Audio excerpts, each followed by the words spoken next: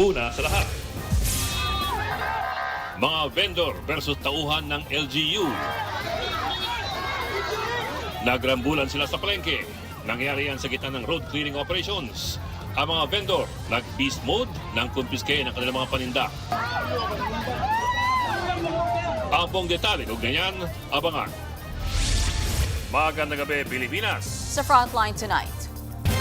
Mga drone ng Pilipinas na pinalilipad sa ating exclusive economic zone hindi raw magamit dahil kailangan pa raw ng permiso mula sa China. Pati barko ng Pilipinas sa Pag-asa Island binuntutan. Mga rallyista at mga pulis nagkagirian ngayong Labor Day. Meron pa raw nakabulutan ng cellphone. Kampo na inarestong dating mamamahayag na si Jay Sonsa. Kinikwestiyon kung bakit walang piyansa ang kasong di naman daw ganon kabigat. Presyo ng petrolyo pihadong magtataas na naman kung matuloy ang banta ng giyera ng Amerika sa Iran. Sa ating pabaong pampag-good night, sasakay ka ba sa bus na hindi mo alam kung saan papunta?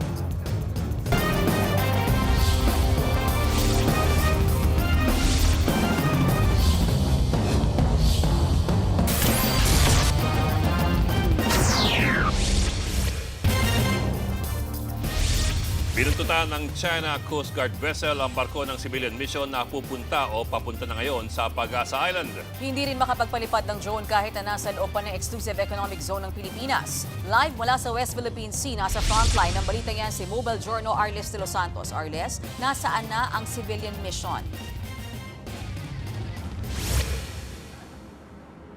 Meana, as of 8 p.m. ngayong gabi ay nasa 143 nautical miles na nga tayo sa northwest ng Calawit Island sa ating patuloy na paglayag patungo sa isla ng Pag-asa sa West Philippine Sea. Pero dito sa kalayuan ay naaaninag pa rin natin ang liwanag ng Chinese Coast Guard vessel na kanina pang umaga nakabuntot sa atin. Hindi makalipad ang dalawang drone ng Ateneo Coalition sa dagat na papuntang Pag-asa Island kaninang tanghali.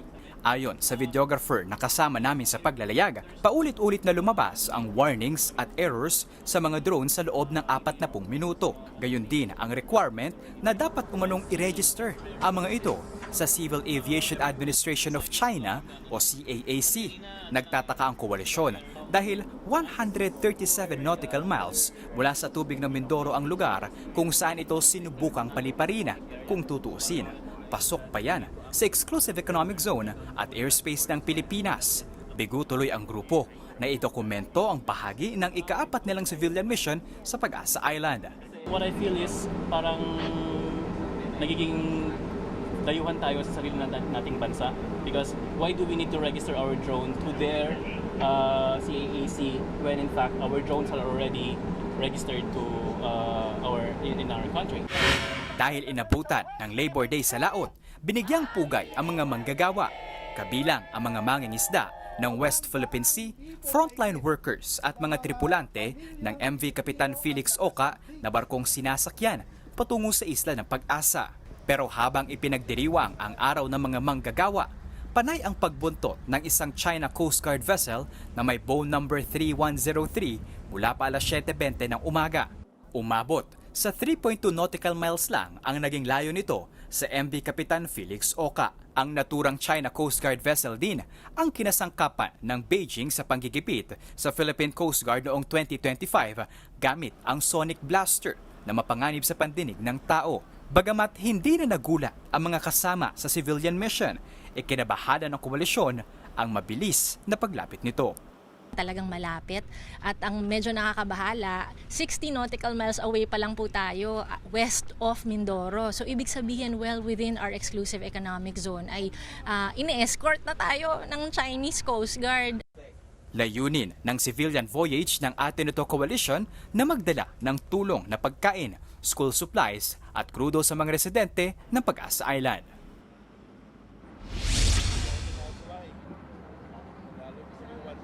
Buked at Mean, sinubukan din natin makuha yung panig ng China Embassy sa Maynila at sinabi nga nito na makailang ulit na nga raw na naglayag itong atin ito coalition at tila provocative nga raw yung mga naging aksyon nito, pero pinoprotektahan lamang daw ng China yung kanilang posisyon dito sa bahaging ito na kiniklaim nga nila na bahagi pa rin ng kanilang soberanya. Pero paglilinaw ng atin ito coalition, Buked at Mean, hindi sila naglayag papunta sa Pag-asa Island para magpa-water cannon o i-trigger lamang yung Chinese vessels o yung China mismo, kundi para magbigay nga ng mga ayuda, ng tulong, kagaya na lamang ng mga grocery packages, pagsasagawa ng medical mission at kabukod dyan yung mga krudo nga para sa mga kapatid nating mangingisda sa Isla ng Pag-asa na kasama sa mga apektado ng patuloy na pagtaas ng presyo ng petrolyo. Bukas ng hapon, inaasahan nga na darating tayo doon sa Pag-asa Island. Buked at Mean. Arles, wala namang sign so far of any aggressive maneuvering on the part of the China Coast Guard against the convoy, ganun ba? Kasi the last time we were there, bumuelta yung MV Kapitan Felix Oca dahil nga sa aggressive actions ng China Coast Guard. Buked kaninang alas 7:20 ng umaga nang unang ang mamataan ito, pero malapit yan dahil yung layo labang nito ay nasa 3.2 nautical miles, 60 nautical miles yan mula doon sa kalupaan ng Mindoro. So far, wala namang agresibo na hakbang ito, and wala ring radio challenges na tayo ay nakukuha. Pero ayon nga dito sa civilian mission ng atin ito coalition, in a sense, hindi pa naman daw ito delikado at inaasahan nga na mas dadami pa ito sa paglapit natin pa sa Isla ng Pag-asa. Pero ang kanilang concern talaga, Buked, ay yung mabilis na paglapit nga nito sa exclusive economic zone ng Pilipinas. Pero sana, hiling naman natin, wag ngang magkaroon ng agresyon o girian dito sa kalagitnaan ng West Philippine Sea. Alright, maraming salamat sa iyo, Arles de los Santos, live mula sa West Philippine Sea. Nagkagirian ng mga pulis at mga relista ngayong Labor Day. Meron pang nahablutan ng cellphone. Nasa frontline ng balitang yan si Mon Gualvez. Tanghaling tapat ng sumugod ng mga relista patungong US Embassy sa Maynila. Isang pulis ang nagtangka makipag-usap at pinipigilan sila, pero wala siyang nagawa kaya naghanap siya ng backup. Dito na naharang ang mga relista sa bahagi ng Calao Avenue. Pero sa gitna ng pamimilit na makalagpas sa human barricade na ginawa ng PNP, biglang sinuntok ng isang relistang nakatakipang muka ang isang pulis. Dito na nagkatulakan. Meron din daw hinampas ng mga kawayan at kinalmot, kaya hindi bababa sa 3 pulis ang nasugatan at agad nilapatan ng lunas. Git ng mga relista, tila may pinoprotektahan daw kasi ang mga pulis. Hinayaan lang nila ang mapayapang pagmarcha ng mga kababayan natin at magprograma sa harap ng embassy. Wala sana yung konfrontasyon na nakita natin kanina. Pero ayon sa mga pulis, hinarang sila dahil walang permit ang grupo at hindi rin Freedom Park para sa rally ang kahabaan ng Calao Avenue. Sa kabila nito, tuloy ang protesta. Bukod sa mga karapatan ng mga manggagawa, pinapanawagan din nilang matigil ang gulo sa Middle East. Kaya sinira at sinunog nilang effigy na tinawag na Trio Delubio kung saan nire-representa sina Pangulong Bongbong Marcos, US President Donald Trump at Israeli Prime Minister Benjamin Netanyahu. Agad nag-standby ng fire hose ang Bureau of Fire Protection. Yun nga lang, aksidente ang nabuksan kaya may nabasang mga relista. Ang ending, abay panibagong tensyon. May nagwala at pinagbabato ng plastic na bote ang mga pulis. Muli-ulit nagpang-abot ang grupo ng mga relista at isang nakasibilyang pulis na nagmo-monitor lang sa lugar. Ang issue naman, hinablot ng isang relista ang cellphone ng pulis na nagvi-video. Yung pulis po natin nandito, peacefully nag-document, hinablot po. So ganyan po ba ang malayang pamamahayag, may kasamang pagnanakaw? At galit po tayo sa magnanakaw, tayo rin mismo nagnanakaw. Depensa ng mga relista, lahat na lang sinisi sa kanila.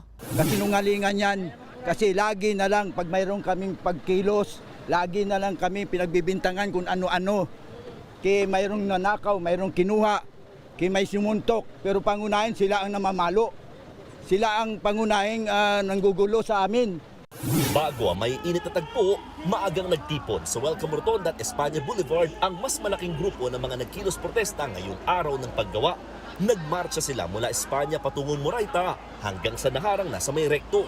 Takot na takot ang Malacanang na mapakinggan ang makatarungan kahilingan ng mga manggagawa sapagkat totoong ni minsan na hindi sila nagdagdag sa sahod ng mga manggagawang Pilipino mula ng maluklok pa si BBM. Manawagan ng mga labor group, bukod sa 200 pisong dagdag sa minimum wage across the board, mas mainam daw kung gawing 1,200 ang arawang sahod ng mga manggagawa. Sigaw din nila ang pagtigil sa kontraktualisasyon at alisin ng income tax para sa mga middle class earners. Nagbabalita mula sa Frontline, Mon Gualvez, News 5. Sabay sa Labor Day ang pagpapatupad ng aumento sa sahod para sa mga manggagawa sa Northern Mindanao at Caraga regions. 14 hanggang 20 pesos sa taas sahod kada araw ang epektibo na ngayong buwan. Kaya naglalaro na ngayon ang daily minimum wage mula 475 hanggang 500 pesos sa mga nasabing rehiyon. Ito na ang ikalawang tranche ng taas sahod. Enero nang ipatupad ang unang tranche ng wage hike sa Northern Mindanao at Caraga. Ayon sa Department of Labor and Employment, susunod na makakatanggap ng ikalawang tranche ang Eastern Visayas, Zamboanga Peninsula, Bicol at Davao Region. Lalong lumaki ang posibilidad na magpatupad ng taas presyo sa petrolyo sa susunod na linggo matapos po ang sunod-sunod na big-time rollbacks. Ayon sa oil industry sources, posibleng sumipa ng piso hanggang 2 piso ang kada litro ng diesel. 2 hanggang 3 piso naman sa presyo ng gasolina. Nanatiling mataas ang presyo ng langis sa world market dahil sa patuloy na blockade ng Amerika sa Strait of Hormuz. Tumaas din ang presyo ng crudo sa world market kasunod po ng muling pagbabanta ng pag-atake sa Iran. Pero para sa isang ekonomista, mahirap basahin kung seryoso si US President Donald Trump, lalo't pabago-bago ang kanyang mga pahayag. Dati nang nananakot si Trump kahit bago mag-ceasefire, escalation yung tinitreaten niya. At every bridge, every power plant ng Iran, tinitreaten niya. Hindi naman tinuloy. Pwede rin part of the negotiation tactic and strategy yon. Nakakuha ng impormasyon ang Department of Foreign Affairs na nasa Paris daw ngayon ang pugante at dating kongresistang si Zaldico. Isang reliable diplomatic source daw ang nagsabi niyan sa DFA pero kinukumpirma pa yan ng ating embahada sa France. Una nang inanunsyo ng DFA na matagal nang kanselado ang diplomatic at regular passport ni Ko matapos itong ipag-utos ng Sandigan Bayan. Pero may isa pa raw siyang hawak na expired na regular Philippine passport. Ito raw ang posibleng ginamit ni Ko nang maharang sa border ng Germany at na-detain sa Czech Republic. The information that he's in Paris came from a highly regarded diplomatic source, which I cannot reveal because that is said to us in confidence. Ready na raw si VP Sara Duterte na harapin ang posible niyang impeachment trial. Ayon sa abogado ng Vice, hindi sa lahat ng araw ng paglilitis ay present si VP Sara. Bagamat anticipated na raw ng kanilang kampo ang lahat ng posibilidad sa pag-usad ng impeachment trial, umaasa pa rin daw silang kakatigan ng mga kongresista ang kanilang pagtutol sa impeachment proceedings. Pero ang posisyong yan, kinikwestiyon ng ilang mambabatas, lalo't may nakabinbin pa silang petisyon sa Korte Suprema. Because they went into the Supreme Court questioning our proceedings, making the Senate a respondent. Parang nakakatawa ho yun na paglalapag ho ng Senate impeachment trial, magpapakita ho sila doon habang hindi ho nila binibitawan yung pong kanilang Supreme Court petition laban sa proceedings itself. Susunod, kampo ni Jay Sonsa, kinikwestiyon kung bakit walang piyansang tinakda ang korte sa kanyang kaso. At SB19 Stel, napakaldag sa concert ng Sex Bomb Girls. Magbabalik pa ang Frontline Tonight.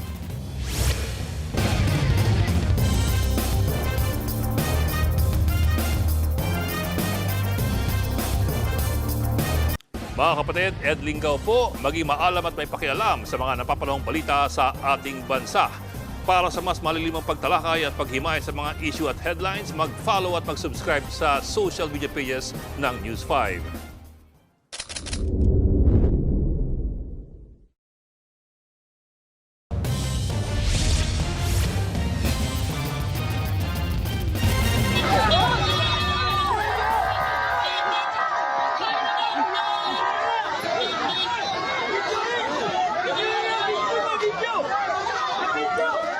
Narambulan sa Bangkerohan Public Market sa Davao City ang mga vendor at tauhan ng LGU.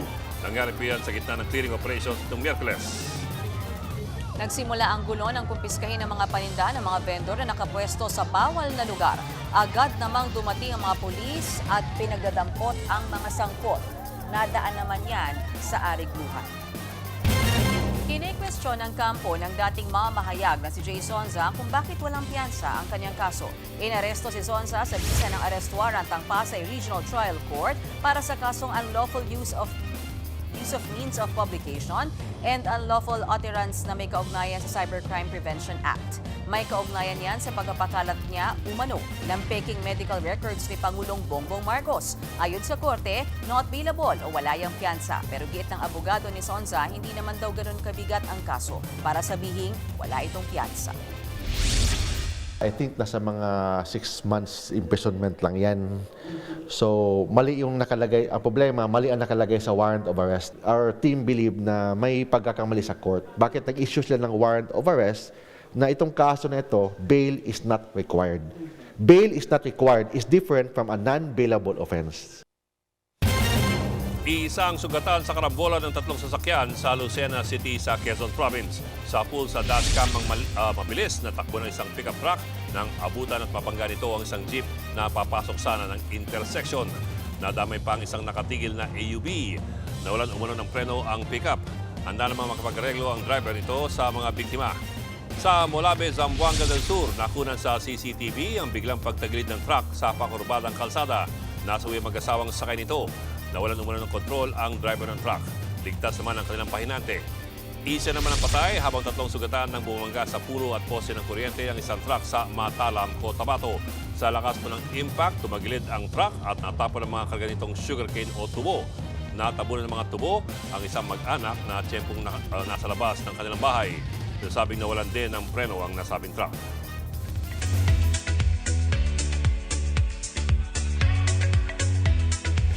Showbiz tonight na tayo. Napakaldag ang main vocalist ng SB19 na si Stel sa last round ng Get Get Out concert ng Sex Bomb sa Mall of Asia Arena.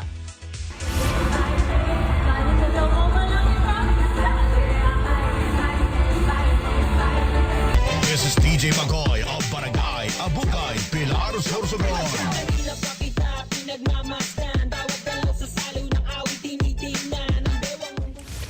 Kaldag kung kaldag si Stel kasama si Sex Bomb Rochelle. Sorpresang guest performer si Stel sa concert. Bukod sa concert, sinayaw din niya ni Stel at Rochelle sa TikTok. Aliw na aliw naman sa collab na yan di lang ang 18, kundi pati ang mga pinalaki ng Sex Bomb. Susunod, huling major solo concert ni Asia songbird Regine Velasquez, kasado na sa October. At sasama ka ba sa road trip na hindi sigurado kung saan papunta? Tutok lang mga kapatid dito sa Frontline tonight.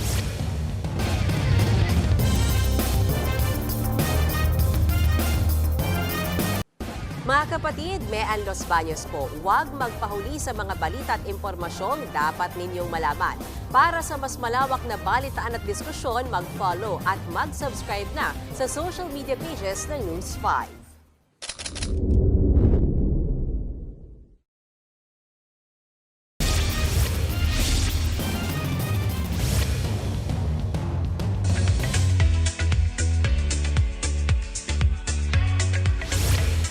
Just 15 minutes, sold out agad ang first ever solo concert ni Wilbert Ross sa July 25.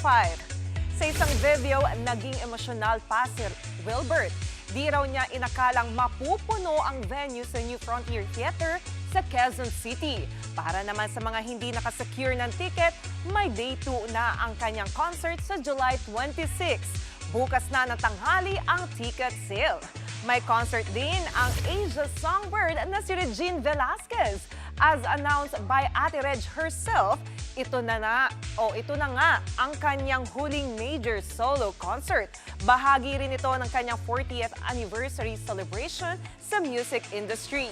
Ang finale major solo concert niya ay gaganapin sa SM Mall of Asia Arena sa October 17 at 18. That wraps up our chikahan for tonight. Ako po si Johnny Alipoon. Happy weekend mga kapatid!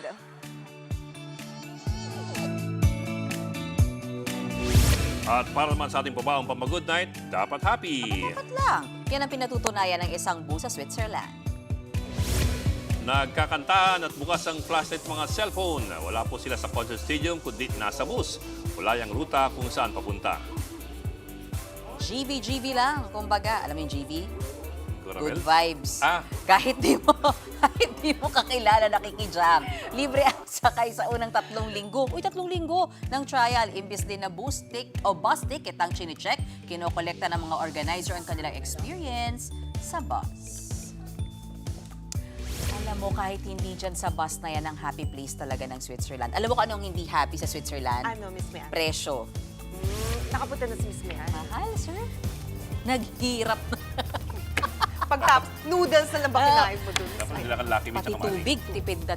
Kasi mahal. Pero, nag-enjoy ka naman, I'm Nag-enjoy. It's sure. really a happy place. Alam mo, kulang ng konteksto yung soda ganyan. Bakit? It's an interactive theater performance, bus. That's why gumaganon-ganon sila.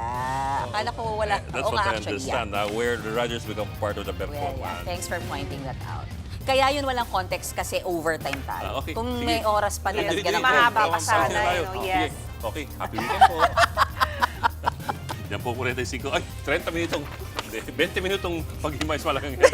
No, 30 nga, sir! Balitan at diskusyon para sa paghubog ng matalinong opinyon. Hanggang sa Lunes po, kami ang inyong kapalit sa Baltans Public Service. Ako po si Ben Los Baños Oroseo. Ako mo siya ligaw, walang iwanan sa Frontline Tonight.